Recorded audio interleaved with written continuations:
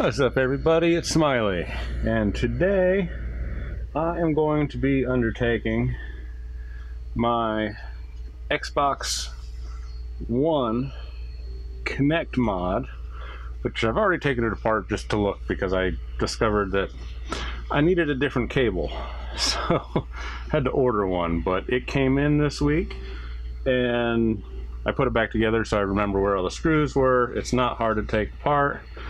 This is the original cable that comes with the 1S, and it is in no way a standard USB 3 cable. I'm not sure how well that's even gonna show here, but this end looks like a normal USB 3 cable, but it's not. What it does is it injects a separate 12 volt line, which is what this small plug is down here on the bottom of the other end. This plugs into the Xbox One, and this plugs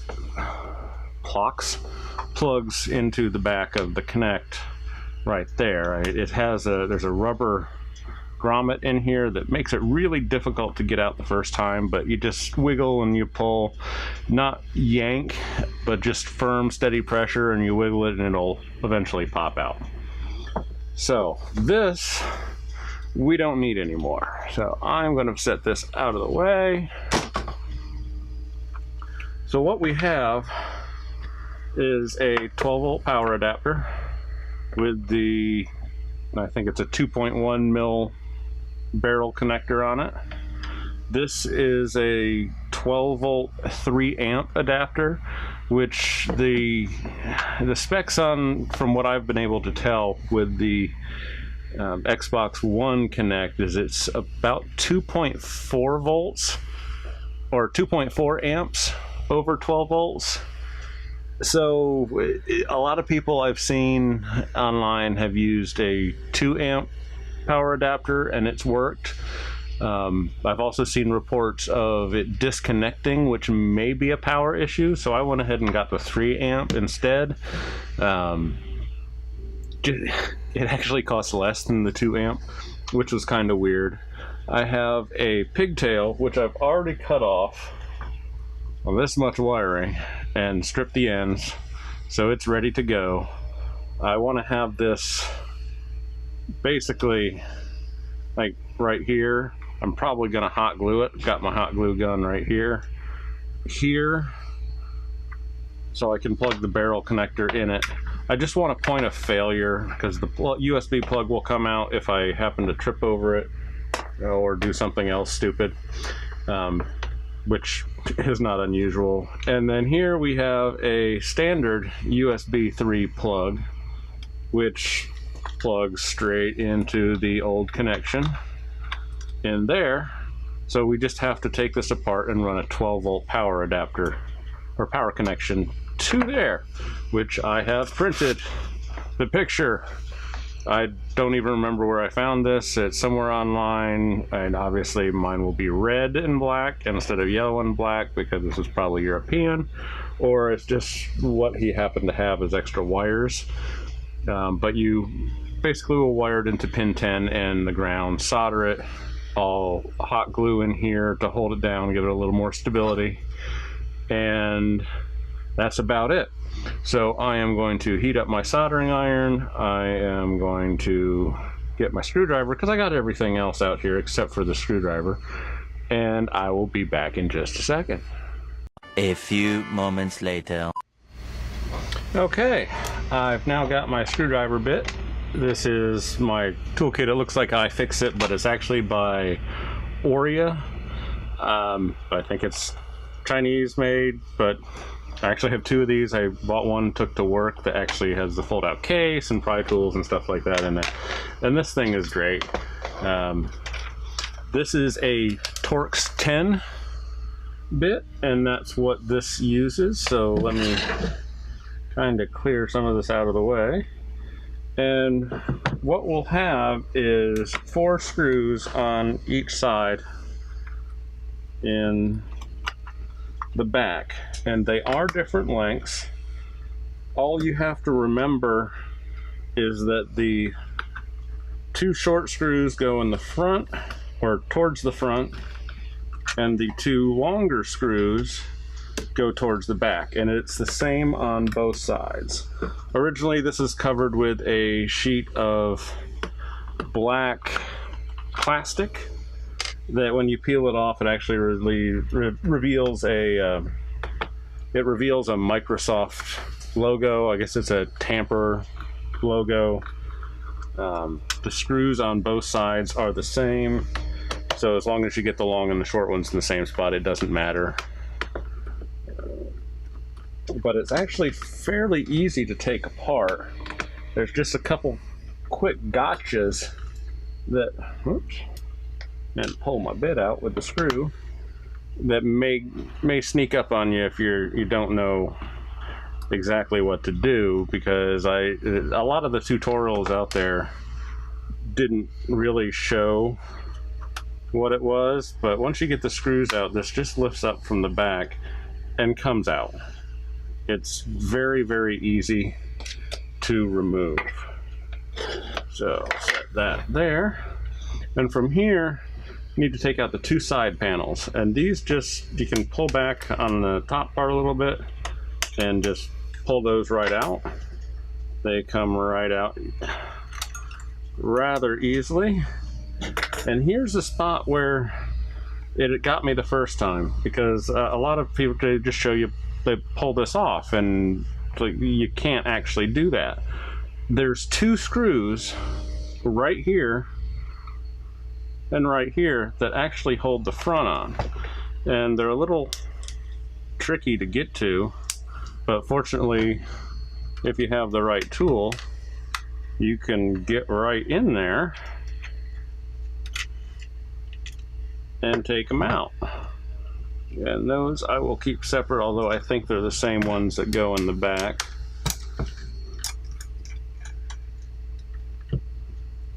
Now with that out, the front will come off very easily. I believe this top does separate, but there's a piece of, well, I didn't even peel the protective packaging off of everything. Now we have access to everything that we need. What I will do though is I'm going to take this fan shroud off just to make it a little bit easier to get the wires in there. And again, that's just 2 more screws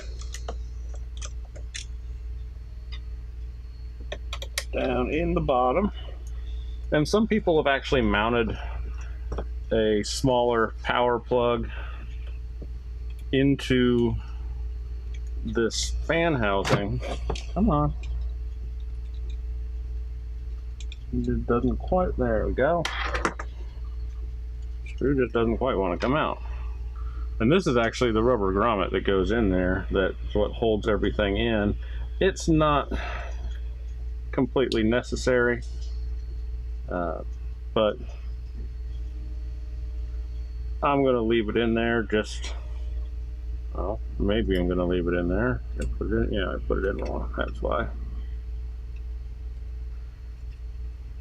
Just because it's a little extra rubber, but people will take this little cavity right here and they will get one of the short solder end mounts, and they'll either put one in sideways, which is what I thought I was actually going to do, but then I decided to buy these instead. And you have to run this through here and up behind the metal here.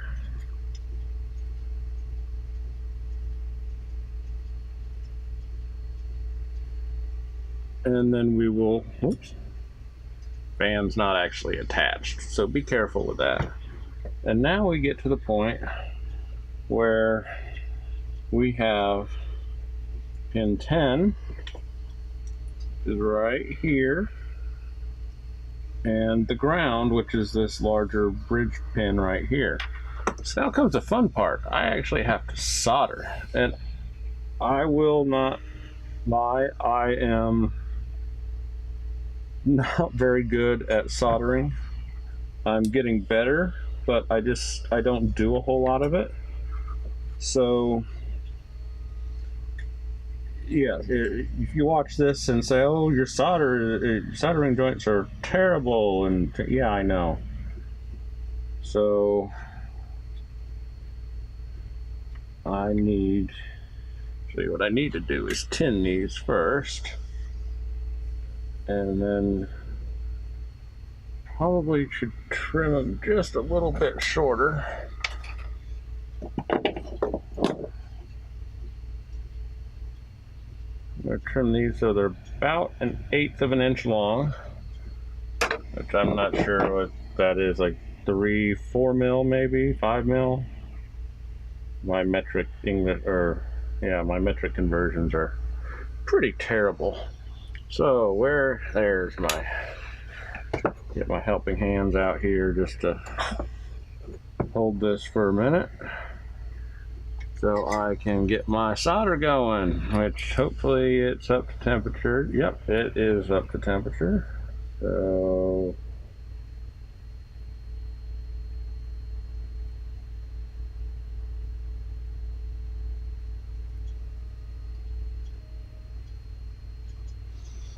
and I'm sure there's people out there going, "No, that's not how you do it." It's like, yeah, that's why I said I'm not very good at it, because I haven't had much of a need to solder anything.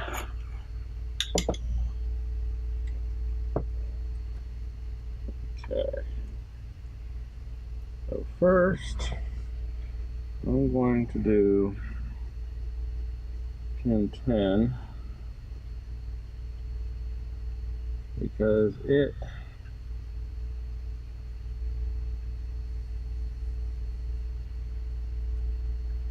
I can get it over to pin 10. This wire, the insulation on it's a bit thick, so it doesn't really want to bend very much.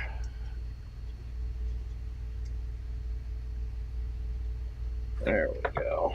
That's what I will do.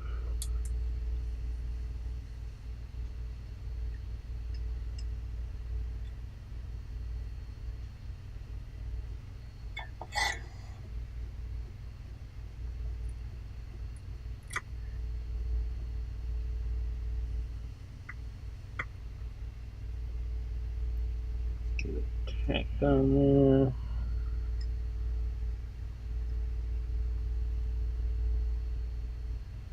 There we go.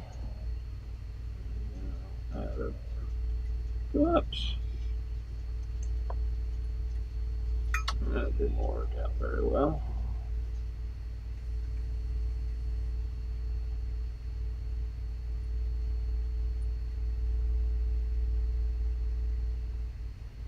Okay, that worked. Good. Dollop of solder here.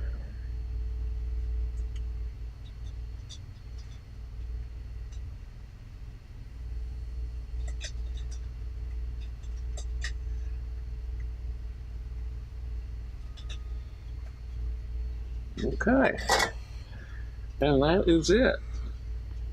Whether this works or not, I don't know, but we will see that in a second. I'm just going to make sure everything here is clear of the other pins, so it's not bridging anything, which it does not appear to be.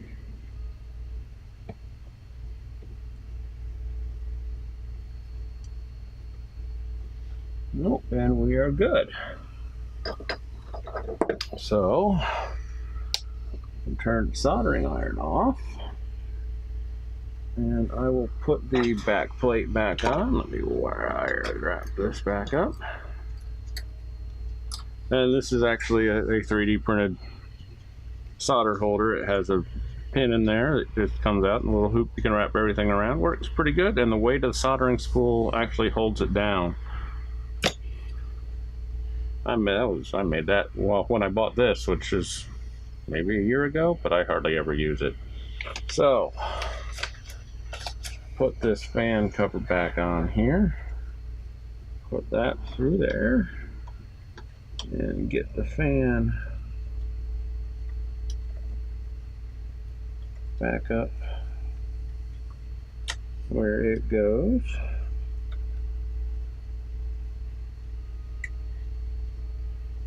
Actually, now that I look at that, I am going to take that rubber grommet out of there just to give some more room for these wires,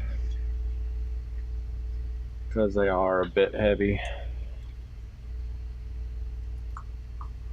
Hopefully that won't have any issue with resistance or anything, because I am not an electrical person. I really hate electricity as far as running or wiring and that type of stuff. I don't like it. I got shocked too many times, and maybe that's why I'm like I am. Okay. Now I just want to double check to make sure that fits in there. And it does. And it looks like I cut them too short, so I'm not going to be able to actually glue this to the side anywhere, but it comes out with the cable, so I'll use some cable wrap or something like that on it. But that actually works pretty well. Now time for the glue gun. I have no idea how long this thing takes to warm up. 3 hours later. So, let's see, this is now hot enough, and I am just gonna lather this with glue so it has no or less of a chance to fail.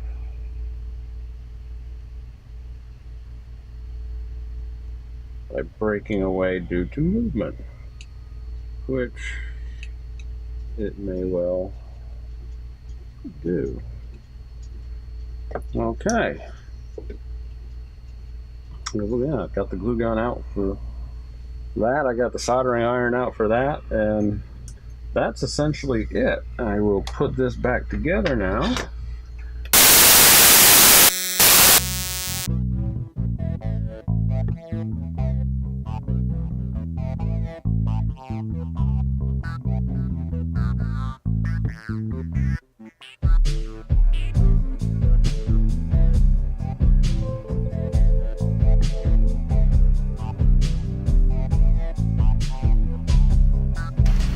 Oops. Yeah, what did I forget? Side panels.